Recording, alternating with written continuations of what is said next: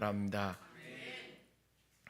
오늘은 설교의 제목이 모든 것이 합력하여 선을 이룹니다, 이런 제목으로 함께 말씀 나누겠습니다. 여러분, 우리 인생에는 참 이해할 수 없는 일들이 많이 일어납니다. 때로는 최선을 다했는데 실패할 때가 있고, 기도했지만 아무런 변화가 없는 것처럼 느껴질 때도 있습니다. 저는 청년 때의 신앙생활을 참 열심히 했습니다. 무릎이 아플 정도로 기도를, 겨울에도 콘크리트 바닥에서 기도를 했습니다. 예배는 예배 빠진 적이 없습니다. 1년이면 꼭 서너 번씩 금식을 했었습니다. 그리고 저뿐만 아니라 함께 신앙생활하던 청년들도 그런 열심을 냈습니다. 그런데 어느 날 저는 신앙에 회의가 생겼습니다. 그 이유는 내 문제가 아니라 같이 신앙생활하고 있던 청년이, 아버지가 먼저 죽고 그 청년이 한 달 만에 죽는 그것을 보고, 그리고 왜 예수 믿고 신앙생활 하는데 새벽기도 가고 왜 철야 예배 가다가 또 오다가 사고가 나서 어려움을 당하기도 하고, 도대체 신앙이라는 게 뭔가? 저는 신앙의 출발을 전도받아서 교회 갔지만 철저하게 이기주의, 나를 위해서, 내가 잘 되기 위해서 교회에 나갔거든요. 처음에는 마음의 평안도 있고 위로도 되고 그랬는데, 가면 갈수록 내가 원하는 대로 내 뜻대로 되는 게 없는 거예요. 신앙에 회의가 있었습니다. 그럼에도 불구하고 목사님이 하셨던 말씀이 뭐냐면, 신앙생활 처음에 할 때는 이해가 가지 않는다. 어린아이가 어른들의 삶을 알지 못하고 지식이 없어서 알지 못하듯 신앙도 똑같다.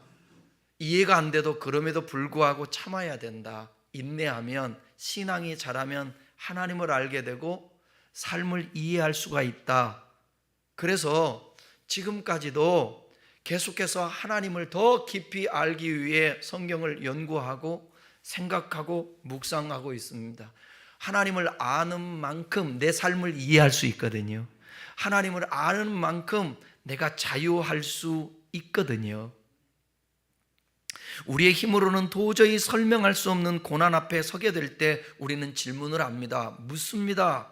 왜 이런 일이 내게 일어나는 것일까? 하나님은 정말 나와 함께하는 걸까? 이러한 질문과 혼란은 오늘날 우리에게만 있는 것이 아닙니다. 초대교회 성경에 기록된 이 초대교회 성도들도 마찬가지였습니다. 그들은 예수 그리스도를 믿고 새 생명을 얻었습니다. 구원받았다라는 거예요. 그런데 현실은 여전히 고난과 박해, 외로움과 고독, 갈등으로 가득 찼습니다. 사회적으로 소외되고, 그 당시에 로마 제국의 압박, 믿는 자와 믿지 않는 사이에서 긴장 속에서 그들은 쉽게 지치고 낙심할 수밖에 없었습니다. 그때 하나님의 종이었던 사도 바울은 바로 이런 상황 속에 있는 성도들에게 변하지 않는 진리, 흔들리지 않는 소망을 전해주기 위해 이 로마서를 기록했습니다. 특히 오늘 본문이 기록된 이 로마서 8장은 성령 안에서 누리는 자유와 생명을 선포하며 현실의 고난 속에서도 결코 낙심하지 말아야 할 이유를 강력하게 설명하고 있습니다. 바울은 말합니다. 우리가 지금 겪고 있는 고난은 장차 우리에게 나타날 영광과 비교할 수 없다. 그러니까 오늘 현실 내가 겪고 있는 고난이 다가 아니라는 거예요. 이 고난은 어떻게 해석하고 반응하느냐에 따라서 나에게 유익이 될 수 있고, 이 고난이 그냥 저주로 끝날 수도 있다라는 거예요. 비록 지금은 탄식하며 기다리는 시간일지라도 성령께서 우리의 연약함을 도와주시고 우리를 위해 하나님의 뜻대로 간구하고 계신다. 그리고 마침내 오늘 본문 로마서 8장 28절에서 바울은 이렇게 확신 있게 선언합니다. 모든 것이 합력하여 선을 이루느니라. 사랑하는 여러분, 오늘 우리도 삶의 무게에 눌려 있을 수 있습니다. 기도의 제목조차 알 수 없는 막막한 그런 속에 있을 수 있습니다. 그러나 기억하십시오. 성령께서 우리를 돕고 계신다는 것, 보이지 않는 손길로 역사하고 있다라는 것. 이 종도 목사 아닙니까? 목회하면서도 지난날 보면 왜요 하나님? 왜요 하나님? 그렇게 도전하고 질문하고 어쩔 때는 이곳에 앉아서 그냥 울기도 하고 눕기도 하고 그런 적이 있었습니다. 그때는 이해할 수 없었어요. 그냥 질문이었어요. 그런데 뒤돌아보니까 다 그것이 뜻이 있었고 섭리가 있었다라는 거예요. 지나고 보니까 그때에도 하나님은 우두커니 서 계시지만 않고 내 안에서 일하고 계셨고 나를 양육하고 계셨고 가르치고 인도하고 계셨다라는 거예요. 그래서 오늘까지 이르게 하셨다라는 거예요. 그 하나님을 이해하면, 오늘 그 하나님에 대해서 바로 반응하면 앞으로도 인도할 것이고 마지막까지 주님 앞에 선 날까지 이끌어 주실 것입니다. 오늘 이 시간 본문의 말씀을 함께 살피면서 우리 삶에 일어난 모든 일들 속에 하나님이 그 선이 이루어 가시는지, 어떻게 이루어 가시는지 깊이 묵상하는 시간 되었으면 좋겠습니다. 첫 번째 생각할 것은 우리의 연약함조차도 선을 이루는 재료가 된다라는 거예요.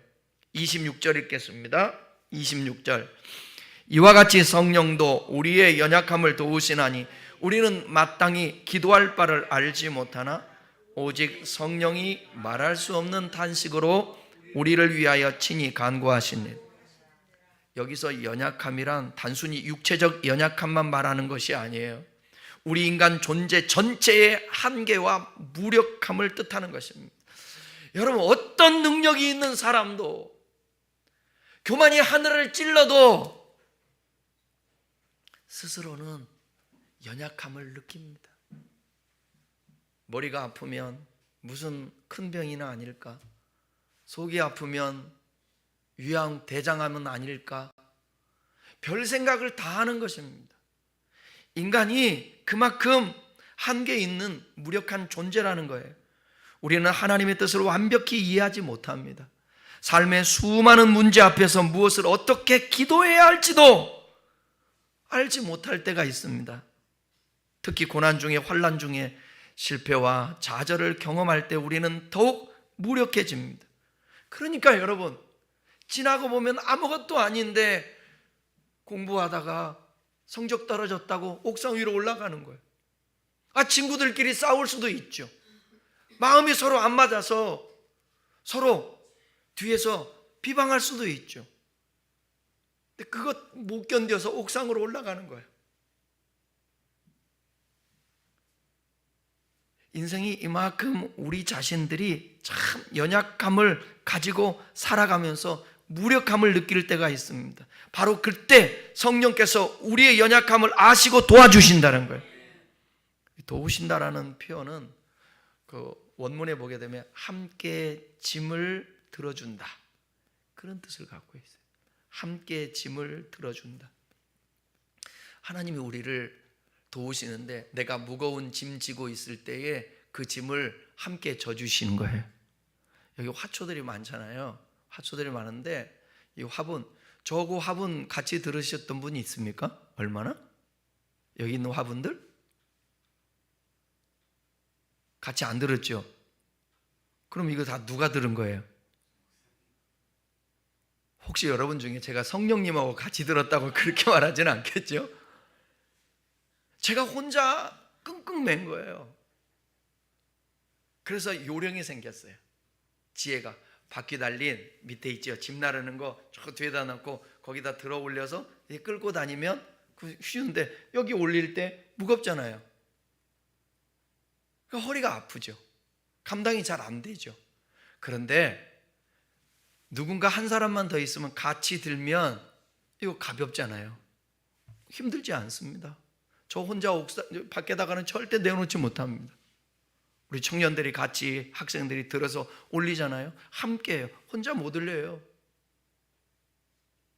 어느 목사님이 며칠 전에 그 교회를 방문했는데, 목사님, 예 목사님, 70이에요. 나이가 이제 70인데 화분 좀 같이 옮겨줄 수 있을까요? 그래. 당연히 옮겨드리죠. 뭐라고 얘기하냐면, 전에는 내가 혼자 버쩍 들어서 옮겼는데 지금은 안 된다는 거예요. 그래 들어달라는 거예요. 드는데 이걸 어떻게 들었을까? 둘이 들어도 힘든데. 그러니까 한 목사님이 또 붙어서 3명이서 옮겼어요.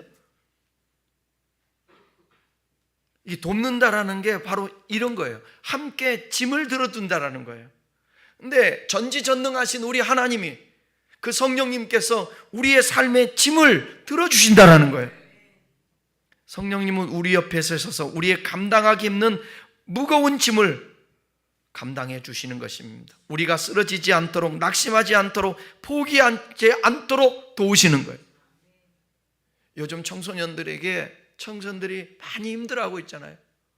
공부하는데 힘들지, 앞으로 앞날 미래에 힘들지, 힘들어요.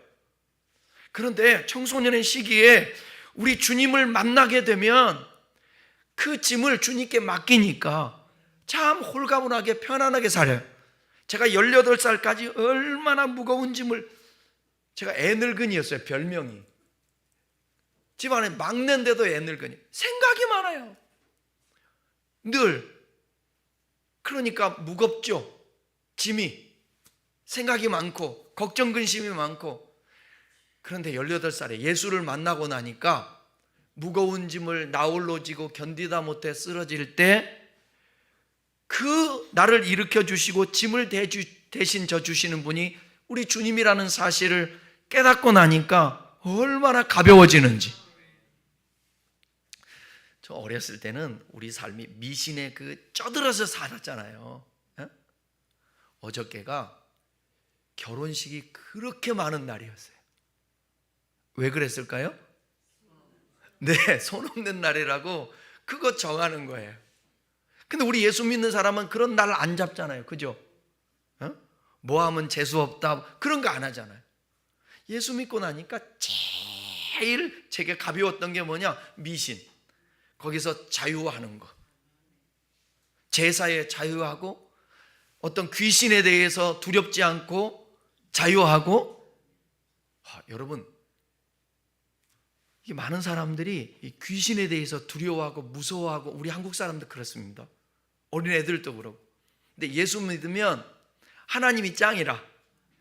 하나님의 숫자가 몇이죠? 인간의 숫자는요?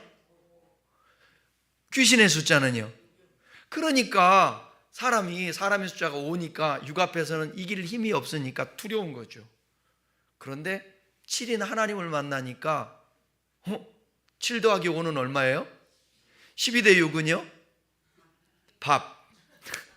그렇게 되는 거예요. 그냥 이거 아무것도 아닌 논리지만, 그런 어린아이 때는 어떤 논리적인 게 아니잖아요. 제 그때는 신앙의 처음이니까 그냥 그렇게 믿어지니까 두려움이 사라지는 거예요. 귀신도 역사하는데 하나님의 역사는 더 크겠지. 우리는 마땅히 기도할 바를 알지 못한다. 그런데 친히 탄식으로 성령께서 간구해 주신다고 말씀하고 있습니다. 기도는 우리의 의지만으로, 지혜만으로 이루어지는 게 아니에요. 여러분, 어느 정도 그래도 하나님 아버지 부르며 기도 조금이라도 하는 사람은 그 성령님이 도와주시고 역사하는 것입니다. 제가 보니까 신앙생활을 그토록 오래 해도 기도 한마디를 못해요. 기도가 안 나온대요. 하나님 아버지라고도 부르기가 힘들대요. 그러니 여러분, 우리 교회는 대표교들을 돌아가면서들 다 하지 않습니까? 그런데 오늘 우리 준우 청년도 나와서 저렇게 기도할 수 있음이 그 사람의 힘으로 되는 거예요? 여러분의 자녀라면 막 아멘 할 것 같은데. 그잖아요. 기도 얼마나 잘해. 그거를 그냥 쓴다고 되냐고요. 그 성령님이 역사해 주셔야 되는 거지. 우리는 때로 무엇이 옳은지, 어떤 방향이 하나님의 뜻인지 모를 때가 많습니다. 바로 그때 성령께서 말할 수 없는 탄식으로 우리를 대신하여 간구해 주신다는 거예요. 하나님의 뜻은 지식이 있다고 해서 아는 게 아닙니다. 성령님이 계시해 주시고 가르쳐 주시고 인도해 주셔야 되는 거예요. 말할 수 없는 탄식으로 우리를 대신 간구해 주시는 그 주님. 우리가 느끼는 아픔, 우리의 눈물, 우리의 기쁜 단식을 성령께서 대신 품으시고 하나님 앞에 간구하신다는 것. 우리가 무너져 있을 때에 성령은 우리 대신 기도하는 것. 하나님 앞에. 그러니까 여러분 언제나 기억하십시오. 내가 힘겨워, 낙심되고 절망되고 나 왜 이러지? 그럴 때 주님 한번 부르세요.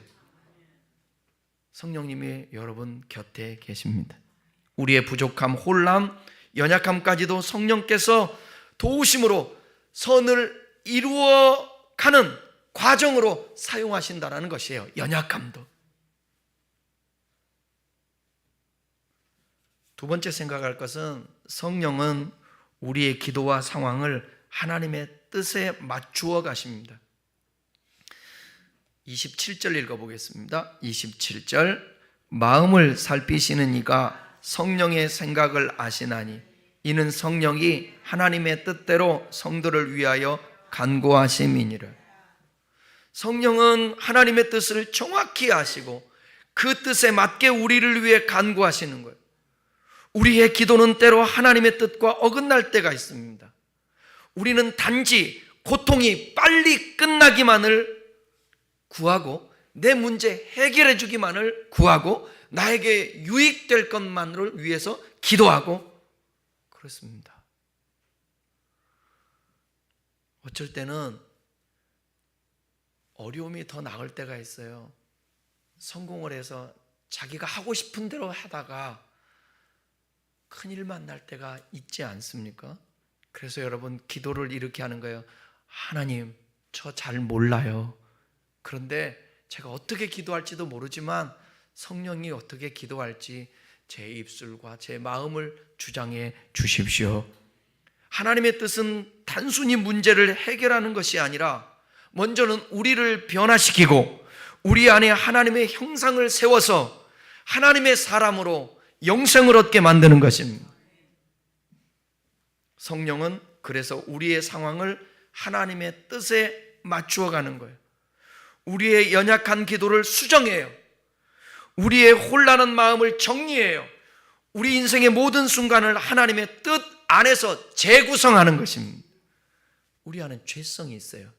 그 죄성으로 말미암아 세워나가려고 하는 우리의 인생을 하나님께서 이 안에서 역사하셔서 온전하게 하나님의 뜻 가운데 재구성해서 재창조해 가시는 것입니다. 그러므로 우리가 이해할 수 없는 고난이라 할지라도 성령님의 중보와 하나님의 뜻 안에서 그 고난조차도 결국 선을 위한 도구가 될 수 있다는 거예요. 결국 세 번째 생각할 것은 모든 것이 합력하여 이러한 하나님의 역사, 성령의 역사 때문에 합력하여 선을 이룬다라는 것입니다. 28절 읽겠습니다. 우리가 알거니와 하나님을 사랑하는 자 곧 그 뜻대로 부르심을 입은 자들에게 모든 것이 합력하여 선을 이루느니라. 여기서 우리가 안다라는 것은 막연한 추측이 아니라 확신에 찬 신앙적 지식인 거예요. 확신이 오는 거예요. 내가 지금은 아무리 앞이 안 보이는 것 같아도 주님께서 열어주셔서 보이게 할 거야. 지금은 아무 소리 안 들려도 열게 하셔서 듣게 하실 거야. 지금은 만질 수 없어도 주님이 만질 수 있게 해 주실 거야. 이런 확신에 찬 거예요. 믿음이 왜 좋은 줄 아십니까? 똑같은 환경인데 믿음이 있는 사람들은 바라는 것들의 실상이라 이 상황이 끝이 아니고 이 상황이 절망이 아니고 이 상황이 나쁜 것이 아니고 이 모든 것을 버무려 하나님께서 맛있는 식탁에 오르는 요리가 되게 하실 수 있다. 경험과 믿음을 통해 얻어진 분명한 사실, 그것이 우리가 알게 된다는 거예요. 바울은 이것을 변하지 않는 진리라고 강조하고 있습니다. 믿음의 사람들은요, 고난 중에도 이 진리를 확신하고 붙잡아야 합니다. 그래서 절대로 어떤 상황에도 부정적인 감정, 부정적인 생각하면 안 돼요. 긍정적으로 따라요. 나는 못하고 안 되고 죽고 끝장이고 빌어먹고 끝까지 따라하네. 빌어먹을 거예요? 아니잖아요. 아니잖아요. 그 반대예요. 따라해요. 나는 어떤 상황에도 일어날 수 있고 희망이 있고 하나님이 도우실 것이고 나는 회복될 것이고 잘 될 것이고, 그렇게 생각하는 게 좋은 것이지요. 우리의 사고가. 그러면서 주님을 의지하며 지혜를 구하고 분석하고 노력하고 힘쓰고 그러는 거죠. 모든 것이란 문자 그대로 모든 것입니다. 고댓이라는 성경학자는 이렇게 말합니다. 우리에게 일어나는 일체, 세상의 불완전과 죄의 결과로 일어나는 고통의 일체까지도 이 모든 것들을 다 합력하여 선을 이루신다. 바울이 그랬잖아요. 바울이 예수 믿는 사람들을 옥에 넘겨주고 핍박을 하고 그랬던 우리 주님 앞에서 원수 중에 원수였잖아요. 근데 주님을 만난 이후에 내가 얼마나 죄인 중에 괴수였는지를 알고 겸손해지고, 이랬던 내가 구원받은 것은 내 힘이 아니라 하나님이 베풀어 주신 은혜인 것을 깨닫게 된 것입니다. 그러니까 모든 것은 좋은 일만이 아니에요. 기쁨, 성공뿐 아니라 고난, 실패, 눈물, 심지어 우리의 실수까지도 포함되는 거예요. 이 모든 것, 범사에 일어나는 모든 일들, 이것을 합력하여 선을 이루게 하신다. 여기 합력한다라는 뜻은 뭐냐면 서로 연관되어 작용한다라는 뜻이에요. 쉽게 말하자면 모든 일들이 서로 작용한다라는 것입니다. 이 말을 또다시 얘기하면 모든 일들 속에 하나님의 인도와 섭리하심이 있다라는 겁니다. 만남도 그래요. 만남도. 여기 물어볼게요, 여러분. 내가 학교 다니면서 난 공부 좀 참 잘했으면 좋겠다. 그랬던 사람 손 들어봐요. 두 사람. 왜요? 공부 잘해서 머리가 너무 아프지 않을까요? 모르는 대로 사는 것도 또 괜찮아요. 알면 또 아는 만큼 힘들어요. 여러분들이 하나님 섬기기가 힘들까요? 제가 하나님 섬기기가 힘들까요? 나름이에요. 근데 힘들어요. 왜냐하면 어떤 사람 모르니까 모르는 대로 막 해요. 저는 그래도 눈 뜨면 기도. 오늘은 참 희한한 일이 있었어요. 오늘은 제가 이제 아침에 눈을 딱 뜨게 된 계기가 뭐였냐면, 갑자기 그 승재 알죠? 승재. 미국에 있는 승재가 갑자기 나를 탁 쳐다보는 거예요. 그러면서 눈을 떴어요. 이거 뭐지? 하나님이 기도하라는가 보다. 그래서 계속 기도했어요. 그 친구를 위해서. 하나님의 그 마음을, 왜 얘가 갑자기 나를 축 쳐다보는 것 같은 느낌으로 내가 깨어나가지고. 그러니까 목사는 항상 긴장하고 예민하고 하나님의 말씀 늘 또 그래도 가까이 하고 또 설교해야 되고 그러잖아요. 이게 이탈할 수가 없어요. 항상 그 가운데 있어야 된다고. 이게 그러다 보니까 더 힘들 수도 있어요. 여러분, 너무 많이 알면요 더 힘듭니다. 적당히 알아야지. 그런 얘기 하는데 맞는지 안 맞는지 모르겠지만 좀 동의도 됩니다만, 우리나라를 지금 이렇게 힘들게 하는 거는 서울대 법대하고 육사 출신들이라고 그러는데, 공부 못하면 거기를 어떻게 가요? 인생 살아가면서 60 가까이 살아가면서 깨닫는 게 꼭 좋은 게 아니고 꼭 나쁜 게 아니다. 인생은 그래서 뭐라고요? 새옹지마라 그러는 것 같아요. 전화위복이라는 말이 있죠. 이 말은 재앙과 화가 받기 오히려 복이 된다. 구약 성경에 보게 되면 그 창세기에 요셉이라는 사람이 등장하지 않습니까? 요셉이 애굽의 노예로 팔려가요. 누구를 통해서? 형제들이 가장 가까운 사람에게 버림을 받고 배신을 당하고, 그게 아픈 거거든. 이 상처는 이루 말할 수 없거든요.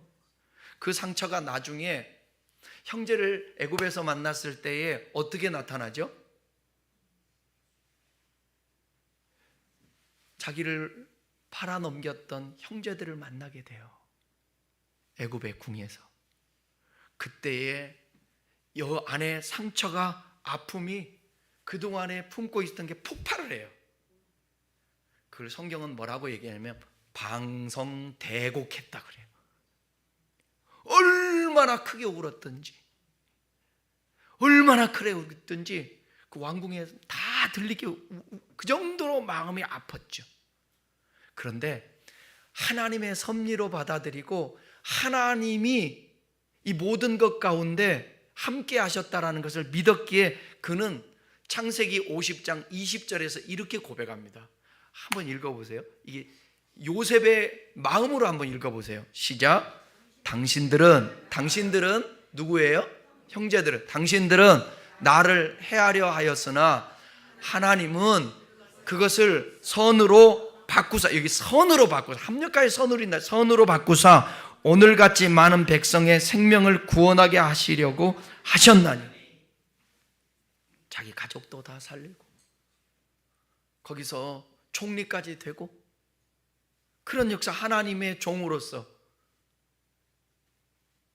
쓰임받는 그런 역할을 했다라는 것입니다. 하나님은 우리의 삶 속에 일어나는 모든 사건을 모아 궁극적으로 선을 이루어 가신다라는 거예요. 우리 눈에는 때로 고난이 무의미하고 실패처럼 보일지라도 하나님은 그 모든 것을 사용하셔서 가장 아름답고 완전한 계획을 이루십니다. 현재 겪고 있는 여러분, 고난이 어떤 것입니까? 결코 무의미하지 않습니다. 하나님은 실수하지 않으십니다. 모든 것을 합력하여 반드시 선을 이룰 것입니다. 그래서 좀 추가적으로 우리가 선이 뭔가, 그냥 우리 편에서는 그냥 한마디로 얘기하면 우리에게 유익이 되게 한다.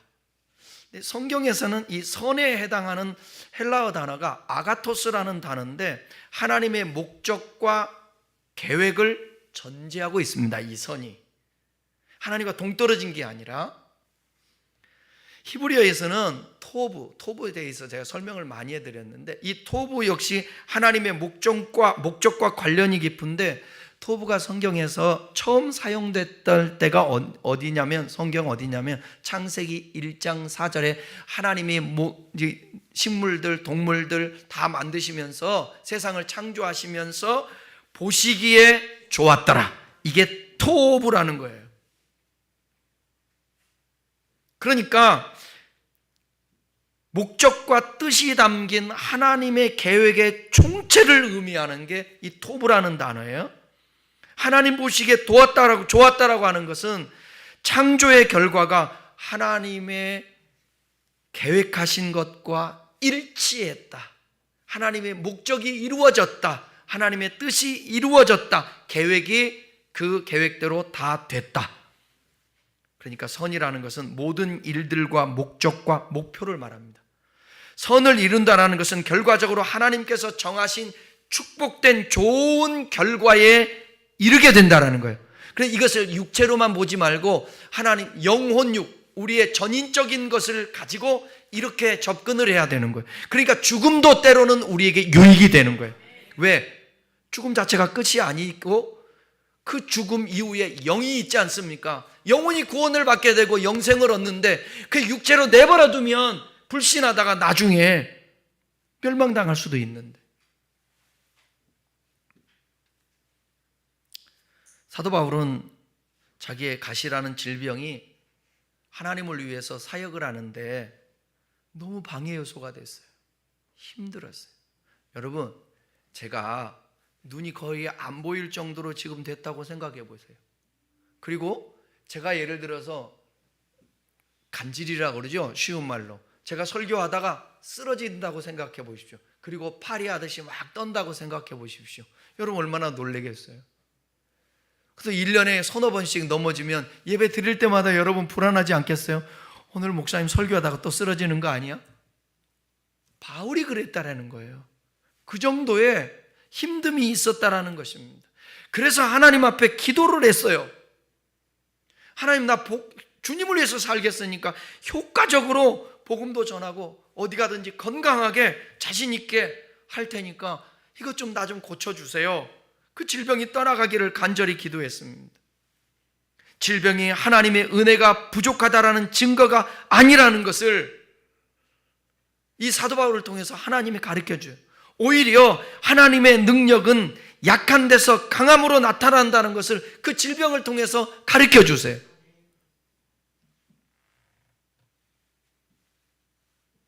바울은 그 질병 때문에 무력해지고 할 수 없다고 생각했는데 하나님은 다르게 말씀하세요. 이렇게, 여러분 혹시 지금 약한 부분이 있고 힘든 부분이 있고 문제가 있는 가운데 하나님, 나 이것 때문에 이것만 지워주면 좋겠어요. 근데 하나님의 생각은 다를 수 있어요. 이렇게, 고린도후서 12장 9절입니다. 시작. 나에게 이르기를 내 은혜가 네게 족하다. 바울에게 하는 거예요. 이는 내 능력이 약한 데서 온전하여짐이라 하신지라. 그러므로 도리어 크게 기뻐함으로 나의 여러 약한 것들에 대하여 자랑하리니 이는 그리스도의 능력이 내게 머물게 하려 함이니라. 바울같이 똑똑한 사람이 건강해서, 여러분 학벌이 최고의 학벌을 가지고 있고 가문도 좋았고 노마시민권도 갖고 있었는데 만약에 연약함이 없었으면 얼마나 자신감 있게 했겠어요. 그 내가가 나올 수 있잖아요. 근데 연약하니까 뭐 말을 해도 누가 들어도 에휴, 너나 잘해라. 그런데 거기에 능력이 나타나는 거예요. 그 능력은 누구로부터 오는 겁니까? 예수님으로부터 오는 거예요. 그러니까 어디를 가든지 쓰러져도 괜찮은 거예요. 병이 있어도 괜찮은 거예요. 누가 뭐라고 그래도 괜찮은 거예요. 왜?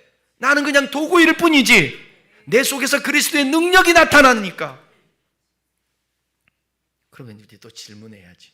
여러분 안에 여러분의 능력으로 지금 살아가려고 하십니까? 아니면 주님의 능력으로 살아가려고 하십니까? 후자죠? 네. 그런 사람들의 삶의 모습들은 이따가 이제 결론에서도 말씀드릴게요. 어떻게 살아가는지. 하나님은 어떤 사람에게 모든 것이 합력하여 선으로게 하십니까? 오늘 본문 보니까 하나님을 사랑하는 사람에게, 모든 사람이 아니라 하나님을 사랑하는 자에게 이 약속을 적용하십니다. 하나님을 사랑한다라는 것은 단순한 감정적인 게 아니에요. 하나님을 신뢰하고 하나님을 경외하고 그 말씀을 믿고 순종하는 삶을 의미한 겁니다. 여기서 사랑은 행위와 삶으로 드러나는 사랑을 말하는 것입니다. 그러니까 주님 사랑합니다. 당연히 구원받고 내가 천국 백성이 됐다는 사실이 확신되어지면 주님 사랑하지 않을 수가 없어요. 그럼 주님 사랑하면 행동으로 나타나요. 이 복된 주일날 예배할 수밖에 없어요. 물질의 주인이, 시간의 주인이, 내 삶의 모든 것이 하나님이라는 것을 고백하는 삶을 살 수밖에 없어요. 나만 이기적인 삶이 아니라 말씀 보면서 내 이웃을 사랑하는 거예요.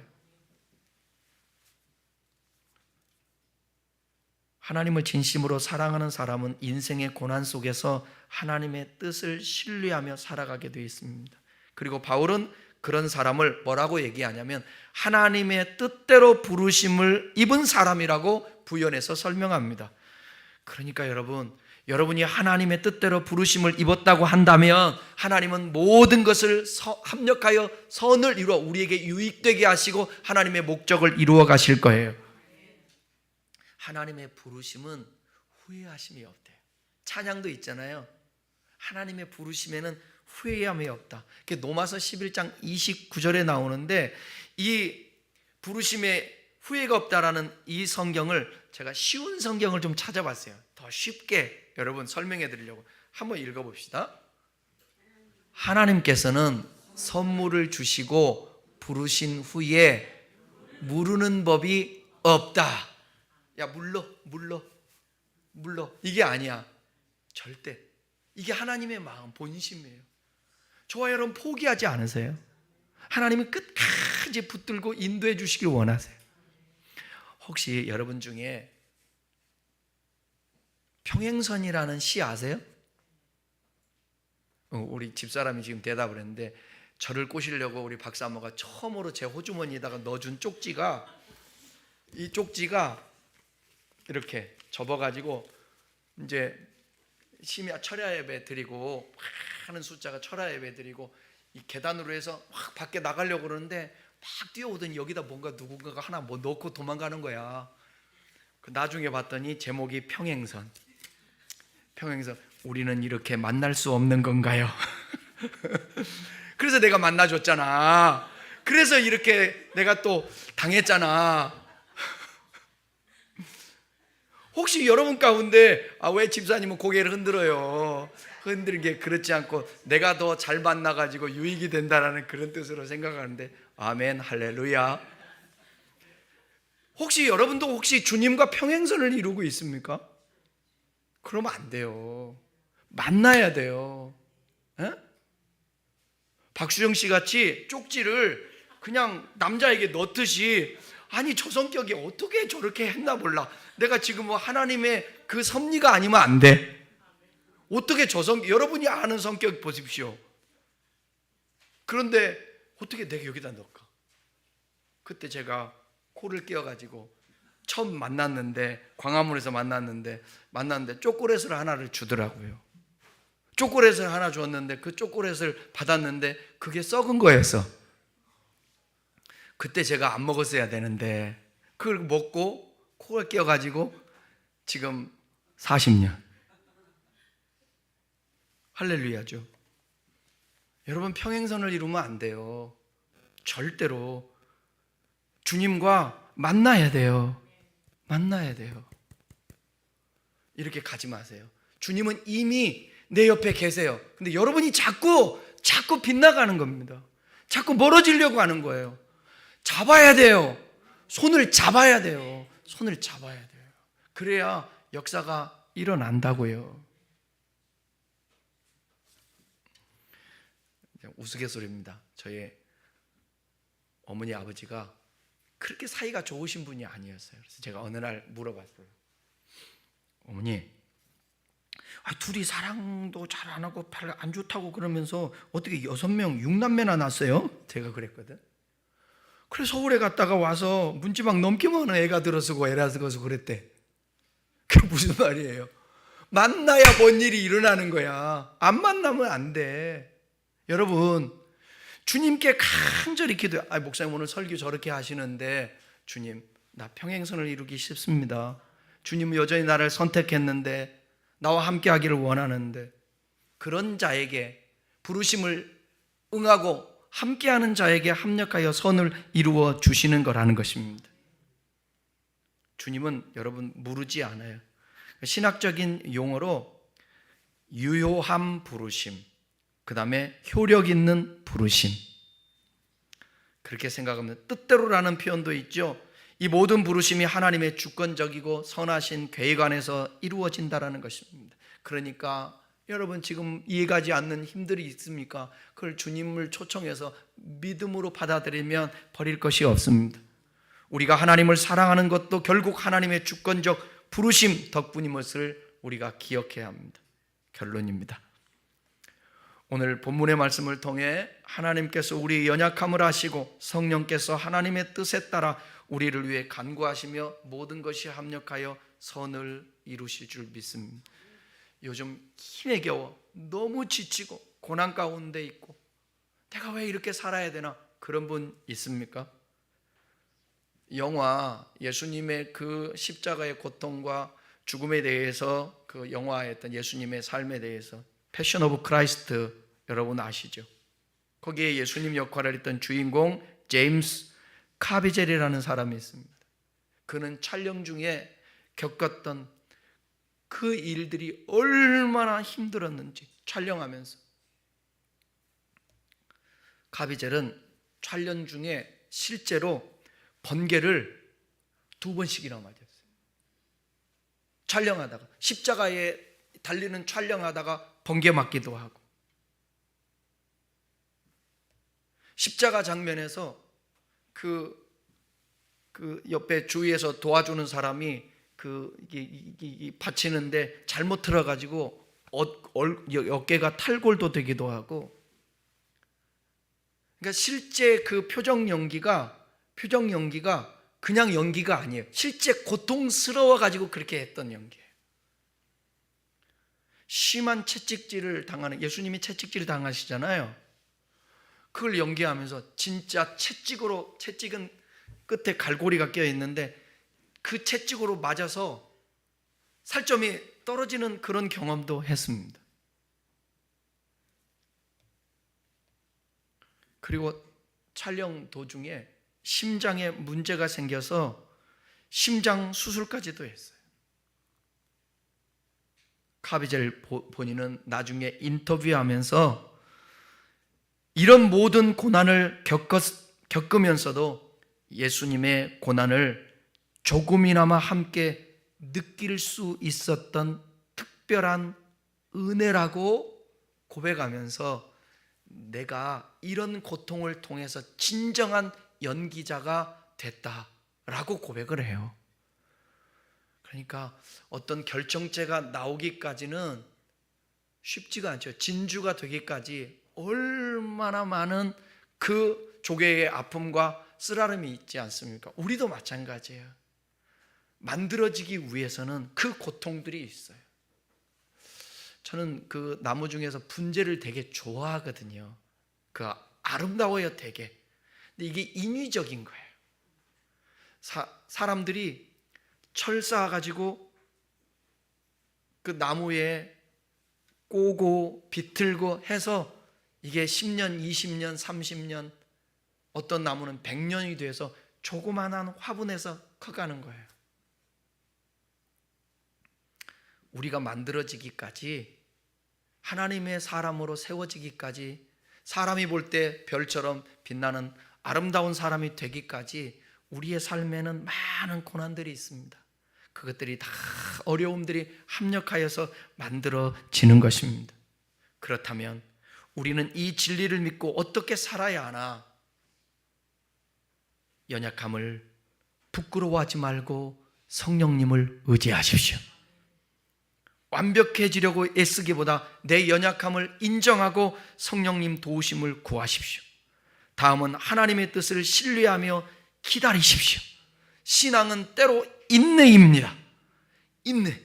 절대로 물 준다고 해서 오늘 하루아침에 싹 트지 않아요. 기다려야 됩니다. 마지막으로는 현재의 상황 속에서 감사하는 거예요. 눈에 보이는 것은 고난일지라도 하나님은 이 모든 것을 합력하여 선을 이룰 그 미래, 다음을 바라보면서 오늘 감사하는 것입니다. 주님의 손길만 있다면 감사하는 거예요. 이 믿음을 붙들고 오늘도 감사와 소망으로 살아갈 수 있는 저와 여러분들 될 수 있기를 주님의 이름으로 축원합니다. 기도하겠습니다.